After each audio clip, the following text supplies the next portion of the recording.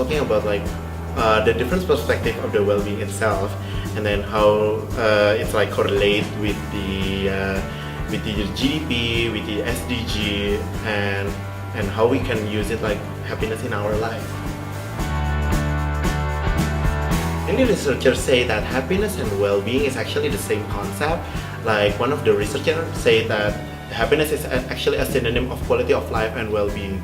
But for the well-being, it's actually like it's quite more, how do you say, like it's more specific rather than the happiness. So like when the happiness we say about like, okay, we're happy with our lives, but for the well-being we can say about we are satisfied with our life, we have a positive emotion, negative emotion, that's like subjective well-being.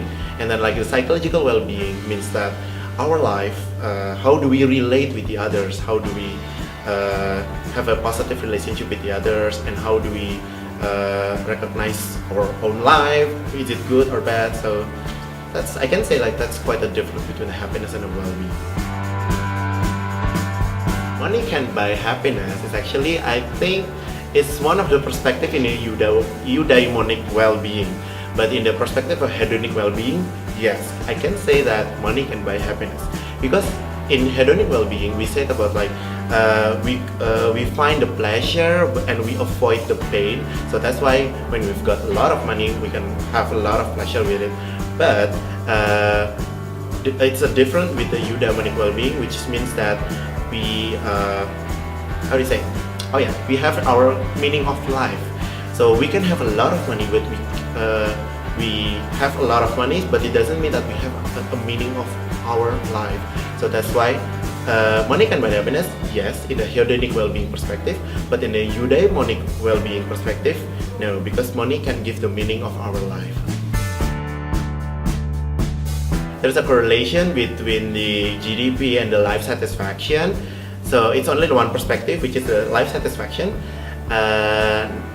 It says that there's a correlation between the GDP and the life satisfaction, but at some point there will be like a decrease of the life satisfaction when the GDP is really high. So it's a very interesting research, but it's research in the Europe, so we can't say like it happens like in all of this world, but in Europe there's a correlation between the life satisfaction and the GDP, but at some point there's like a negative correlation between the life satisfaction and the GDP when the GDP is really high. Find our own happiness, find things that make us happy, and yeah, and just go with our life in a very positive way. And for our government, I say that maybe the government can make a positive city. So like they can build a city to increase the well-being of the person. So like all of the people in the society can give their full potential